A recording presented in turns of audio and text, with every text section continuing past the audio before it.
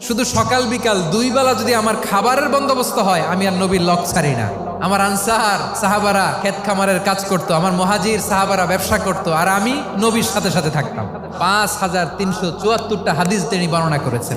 সবচেয়ে বেশি হাদিস বর্ণনাকারী সাহাবী আবু হুরায়রা রাদিয়াল্লাহু তাআলা। বিড়ালের বাবা কি করতেন? খালি হাদিস মুখস্থ করতেন। হাদিস প্রিজার্ভেশনের কাজে বিশ্বনবী ওনাকে কাজে লাগিয়েছেন। উনি একদিন বলেন, ইয়া রাসূলুল্লাহ আসমাউ মিনকা কাসীরান ফালা আহফাজু। নবী, অনেক কথা শুনি, আমার মনে থাকে না। বিষ্ণু বললেন, তাই তোমার চাদরটা বিছাও। আবু হুরায়রা বিছালেন। বিশ্বনবী হাত বুলায় দিলেন। এরপরে অনেক হাদিস বর্ণনা করলেন। আবু হুরায়রা বলে, তারপর থেকে বিশ্বনবী যাই বর্ণনা করে আমি শুনি আর একটাও বলি না। এখন সুবহানাল্লাহ। বিশ্বনবী ওনাকে নবীর এই যে লক্ষ্য হাদিস প্রিজার্ভেশনের এই দায়িত্ব দিয়েছেন সাইয়েদনা আবু হুরায়রা রাদিয়াল্লাহু তাআলা আনহুকে। আপনারা কি খেয়াল করেছেন কত বড় চৌকস ট্যালেন্ট হান্টার ছিল আমার নবী? এক একজনের এক এক ট্যালেন্ট, এক একজনকে এক এক দায়িত্ব দিয়েছেন, এক একজনের প্রতিভাকে এক একভাবে বিকশিত হওয়ার সুযোগ দিয়েছেন। আওয়াজ করে বলেন ঠিক কি না?